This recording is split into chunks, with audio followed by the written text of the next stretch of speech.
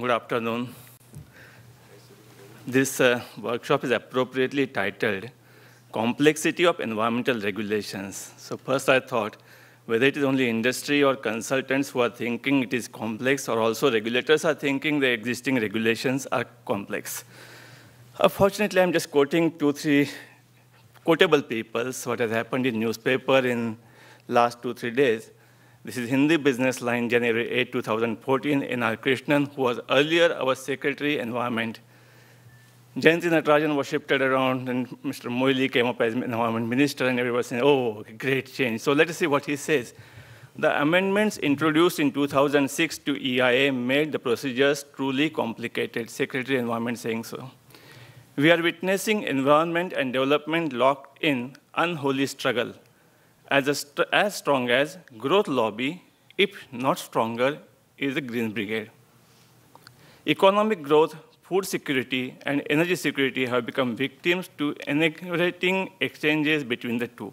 All the problems which we are mentioning that Green Brigade wants to fight for environment, and corporations like mine want to work for development.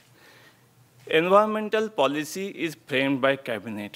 Whenever we blame environmental regulations, please keep it in mind, it is not by anybody, single person's brainchild, it is framed by cabinet. Legislation to implement is enacted by parliament, and parliament is supposed to debate on whatever legislations are passed.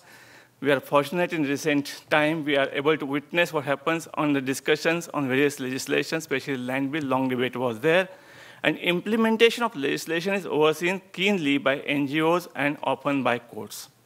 This is especially true for Environmental Ministry. Highlighting her dilemma, Natarajan asked helplessly as to who else would justify clearances given to projects before Parliament, courts, and militant Greens, but the ministry itself. When we blame Ministry of Environment and Minister for delaying it, please keep it in mind that minister is subsequently answerable as final authority on number of forums. Well, I knew it, but then it is from Krishnan's mouth. So blaming an individual or ministry for delays ducks the larger need to appraise our environmental policy and legislations in the light of our economic imperatives. What our present honorable minister is saying. We are loaded with more rules and laws than is necessary. Let us try to simplify things and deal with it. If life is simple, then why should rules and regulations be difficult? You should not create barriers. Ultimately, duty of government is least governance, is the best governance. Don't make life difficult, and if necessary, we will amend this. Two extreme views. And this was a very interesting lecture, which is available on net, given by Jairam Ramesh in Satish Dhawan Memorial Lecture in Bangalore in 2010. Let us read it carefully and understand it, then we'll be convinced. I have to say that far too long a time, we have taken these laws and discipline they enforce for granted. Industry has assumed that somehow these laws can be managed, and governments too have not insisted that the laws be implemented both in letter and spirit.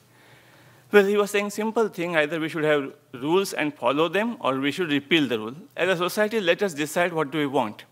We have now reached a crucial juncture where fait accompli will not do any longer. I'm just quoting from his words only. So Gopal Gandhi put it to me recently in his own immutable way. The thrill of circumvention must be replaced by joy of compliance. If these things are followed in literally true spirit, many problems will be solved. And we can ask ourselves, are we going by thrill of circumvention must be replaced by joy of compliance? As an industry, as a consultant, as a appraisal committee member, everywhere you think of it, answers will come. And then I thought, instead of dwelling on them, because I am too poor in talking of topics like sustainable development and all that, I said, let us see what best can be done in present scenario. And I said, I come out with only 4 points. For Minister of Environment and State Environmental Assessment Authority, walk the talk. I'll be elaborating it. I put name of NEERI because in the morning also it was mentioned NEERI can take lead into it, shared the weight of EIA. More the merrier is the mantra which is followed by EIA. Can we reduce the size of EIA and scope of EIA and time and all this things, so shade the weight. Consultants, I will use only 2 words, be professional. Ask yourself, are you really professional? And it is applicable to everyone. And as for project proponents like me, The problem is take the ownership. Am I taking ownership of my EIA report like I take ownership of my financial statement, which is submitted to Secretary Board? EIA notification, I'm now coming to some elaboration limited. Walk the talk for MOEF. EIA notification section 7.2 has important aspect of scoping.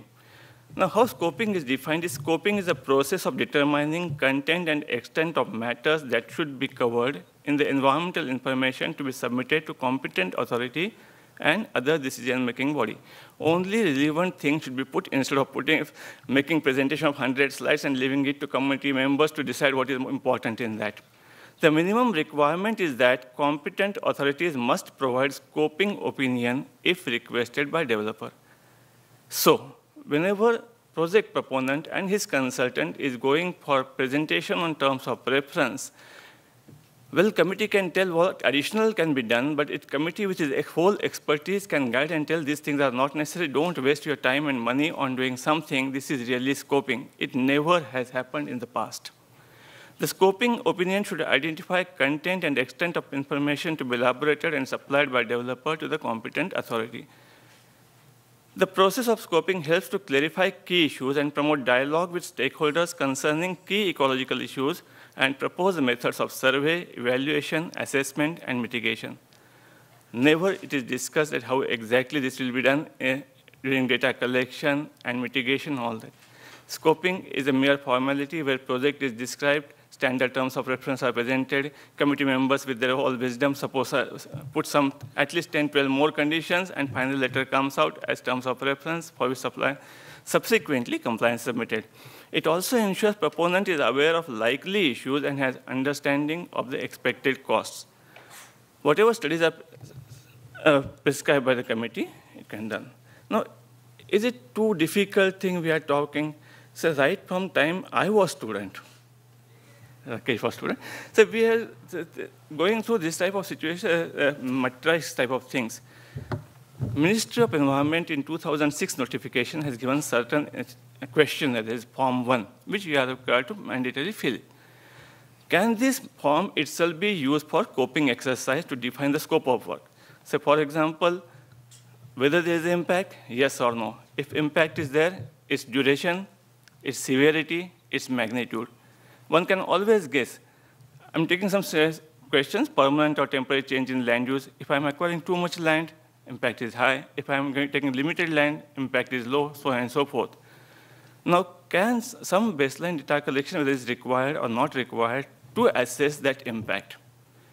Whether it is pollution load needs to be calculated or doesn't need to be calculated. Whether predictive modeling is possible and required or not required. And I can give you an example. There is something called funny thing which is called noise modeling. Noise normally doesn't travel beyond 50 meters, but then committee members insist that XYZ has done noise modeling, you have not done noise modeling, so please do noise modeling and come back. Similarly, air quality modeling, the question is, oh, you use ISCST, now you know there is an air mode which has come up, why don't you use air mode? And for what? DG set which are putting you for a construction project which will be operating occasionally. Now, does it really lead anywhere? Because members who are sitting as experts, if they can tell, oh, in this particular case, modeling is required, ask the consultant which model you are going to use, then advise him in that modeling what should be done, it becomes meaningful. Otherwise, these terms are getting coined and they remain there. Whether there is environmental management plan possible to mitigate that particular impact, whether post-project monitoring is required for that, quantitative risk assessment is required for that, social economic impact assessment is required, and benefit cost analysis is required. Let these simple metrics be presented at the stage of terms of reference.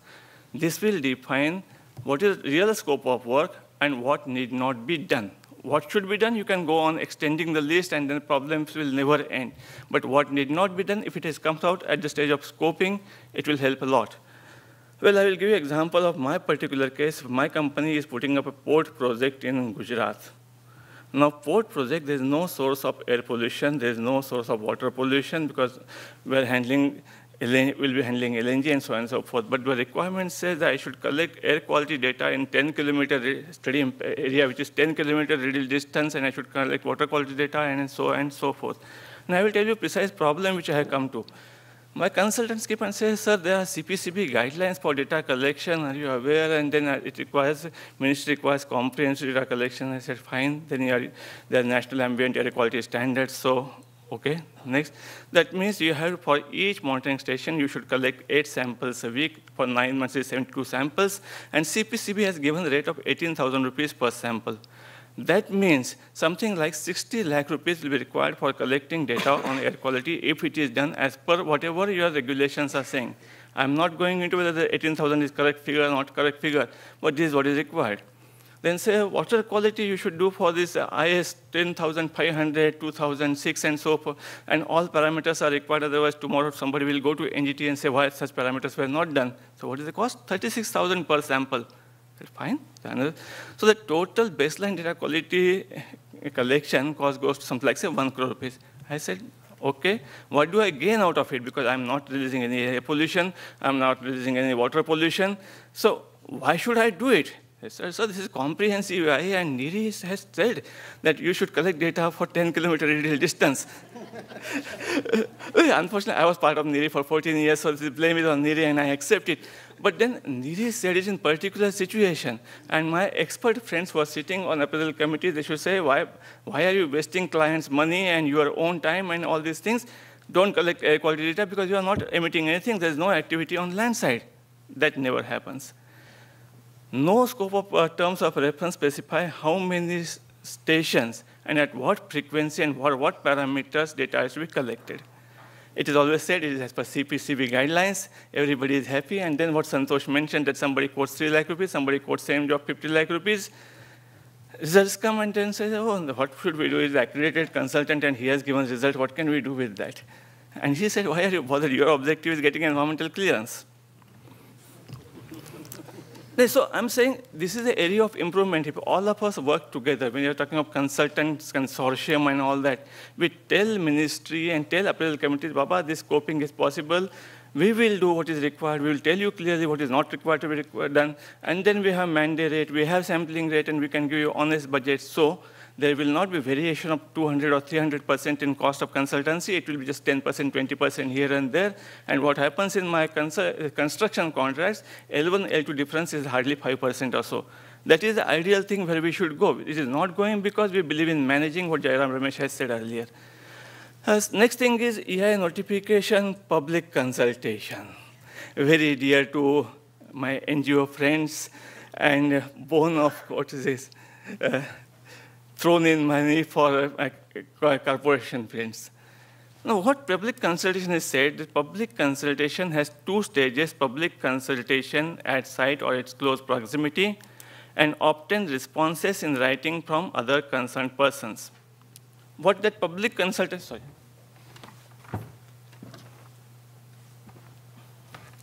Dr. Gupta, I will be taking some time because these are burning issues. We have, see, this session is going to continue up to 4.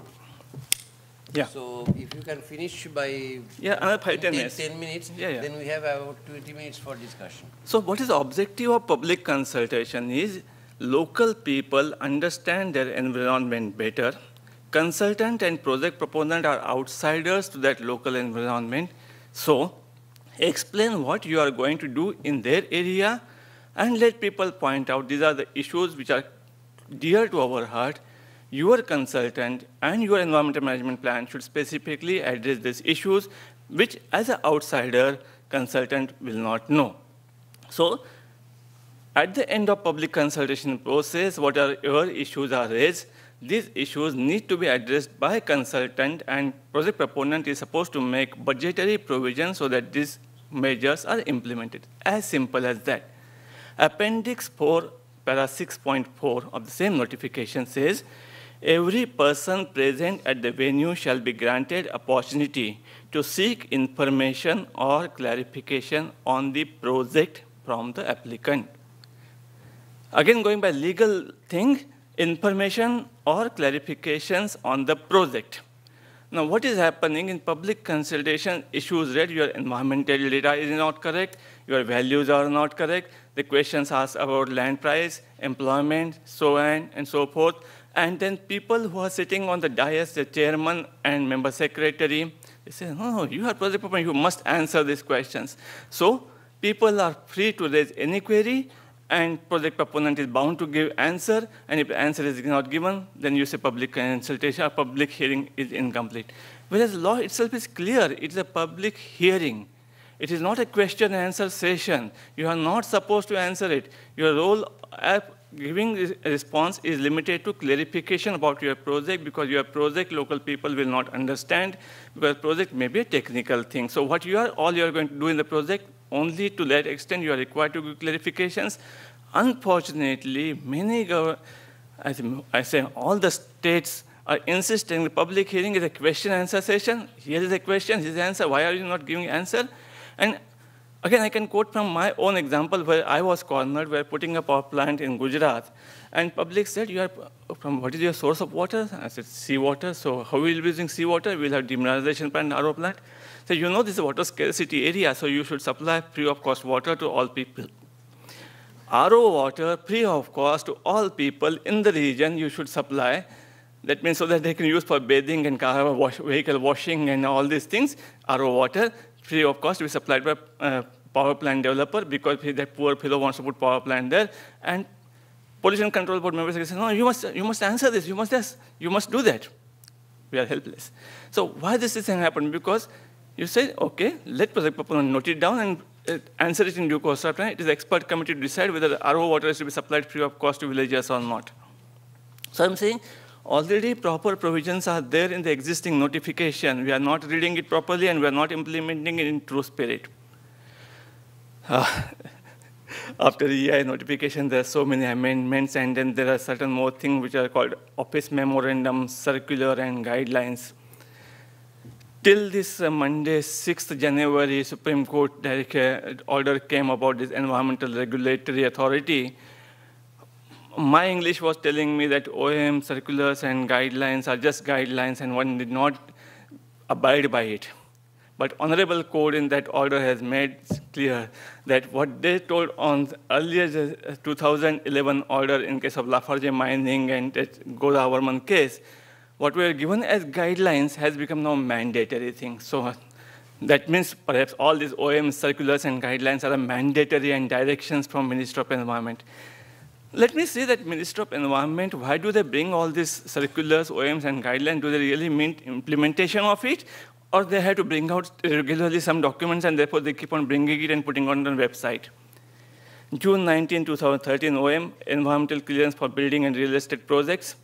It clearly says what SEIA and SEAC should focus on.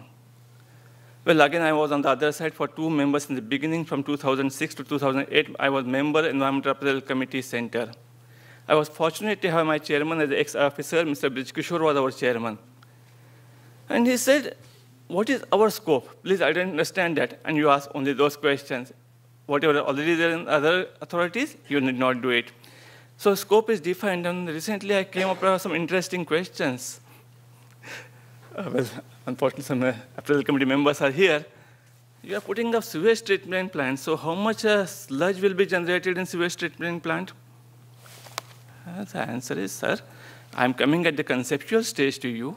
At this stage, I know roughly what is my sewage quality, and roughly what sort of final treated wastewater quality I'm looking into. I'll be floating tenders, and different technologies will be coming forward, and then only I will come to know what is the solid sludge that will be generated. And in any case, sludge that will be generated will be used in composting. No, you should do calculation, XYZ consultant did the calculation. I don't accept it. Fine. Then there is an interesting thing. How much electronic waste will be generated in your commercial establishment? How do I calculate it? Because I am developer, I am going to develop it, I will be giving it a rental basis to someone, somebody else is going to put up the plant. No, but you should calculate. And then there are genius people who have come out with the electronic waste calculation that 5 years down the line when my project will be completed, 451.5 kg of electronic waste will be generated per month, which will be given to approved vendors. So, where are approved vendors? There's nothing like approved vendors.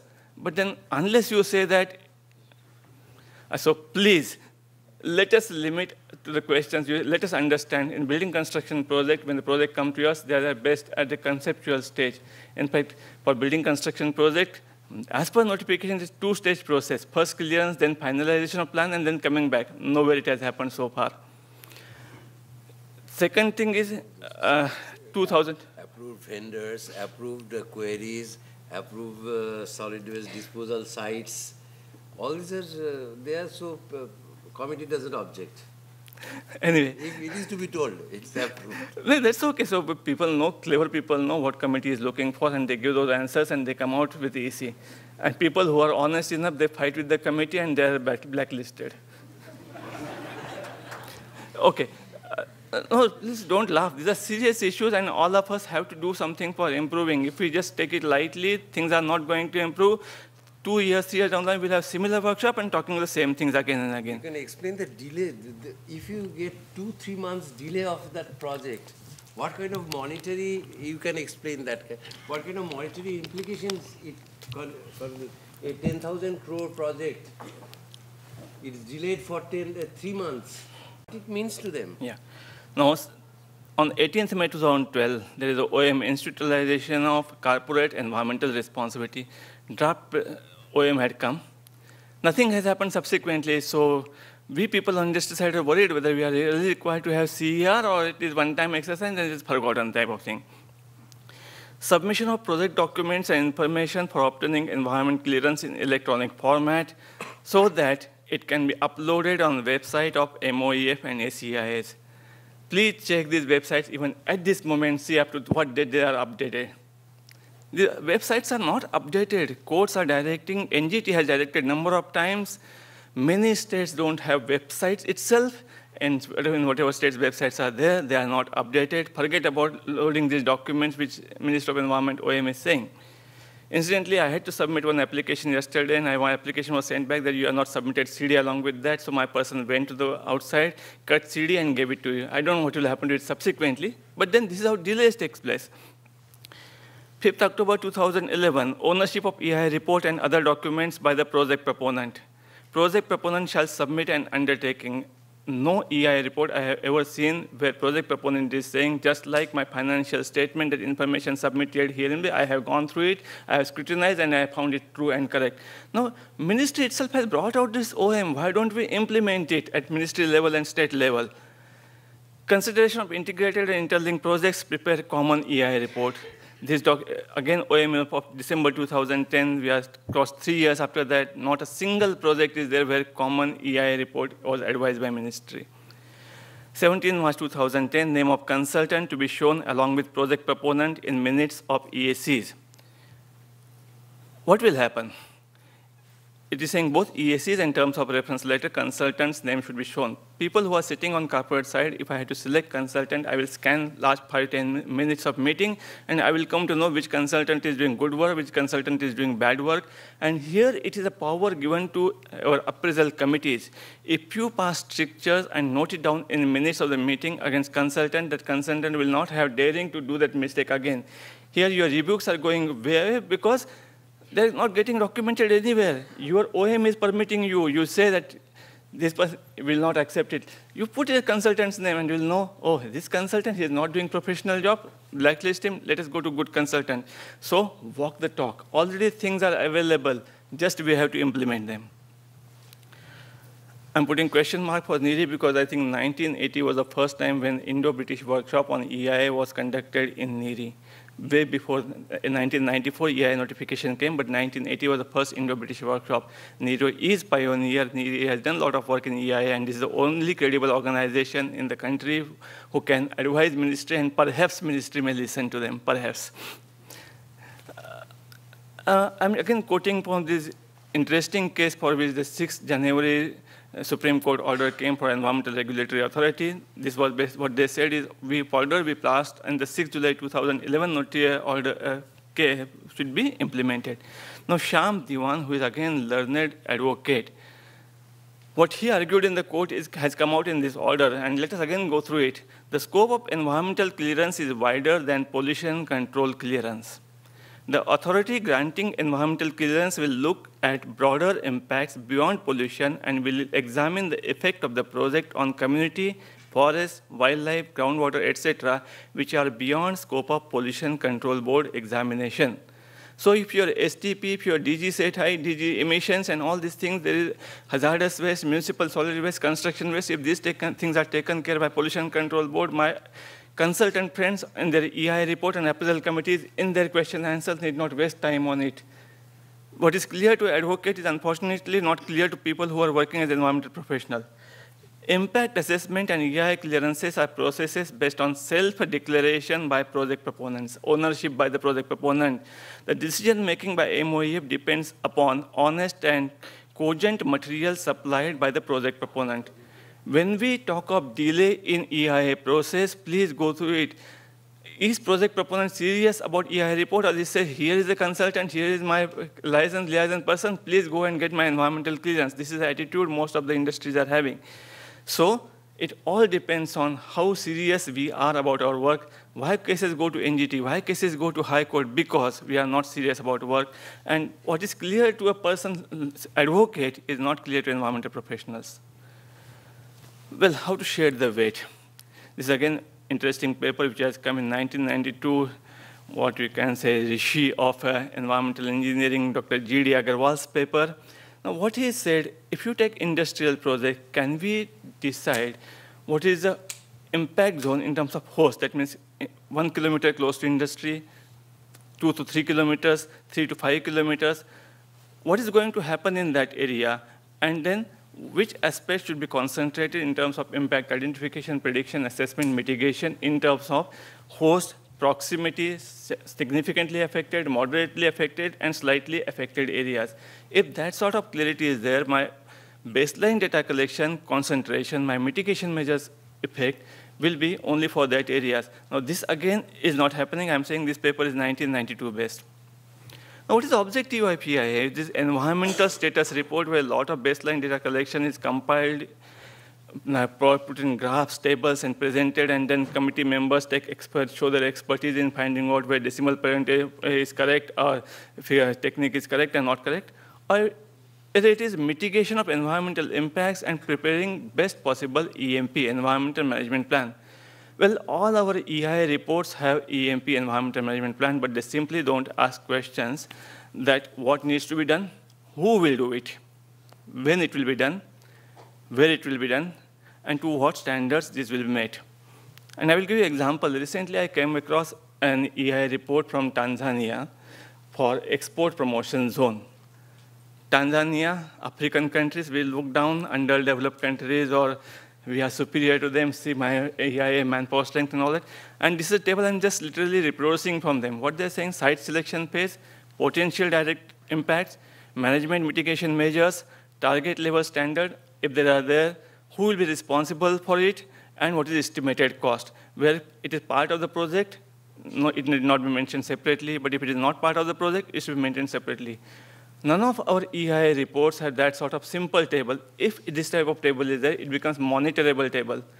Our EC letters and conditions which we are putting in EC letter, they are not monitorable at all. And consultants and industry people know how to answer this, submit this EC compliance report, because they're not monitorable. Make it monitorable.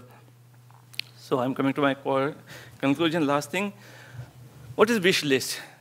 My EIA coordinator, if he gets respect like senior advocate or amicus curiae type of thing in front of appraisal committee, that means what they say, my committee members will believe that there's a truth in it and they're not telling false stories. This is the day I'm waiting for. EIA costing, realistic EIA costing based on mandates, visits, and so on and so forth. Methodology which is followed for your baseline data collection and all of these things, at par with auditing and accounting standards. Final EIA report, instead of just restricting 10-page summary, which tells 8-page story and 2 pages some material, just say qualifiers. What are the impacts and what is done about it, and what are the balance impact for which nothing can be done by project proponent, and this will be residual impact on the receiving community. And let project proponent also sign to it. Yes, if my project comes, this is unavoidable thing. For development, this much environmental impact we'll have to accept. Well, EAC members, honorable EAC members, please understand limits of EIA and what is scope under EPA 1986. Request to government, EAC members, please give them respect what you give to judiciary and judges. There was, I cannot say in this public forum, but my people who are opting to become appraisal committee members, they are providing service to this country. Please respect it. EC letters, monitorable conditions, and EC compliance. Again, let that report be by accredited consultant. So if you, EC compliance, if there is some problem, at least that accreditation can be challenged. And this is that I'm closing with the Economic Times recent corporate dossier dated 3rd January, what it says, don't accept average as excellence. There are crimes being committed every day in our personal and professional life. It is our excellence being kidnapped and being replaced by average. And average, who is makeup artist, spreads mediocrity and ordinary without anyone noticing their excellence is being replaced by the average.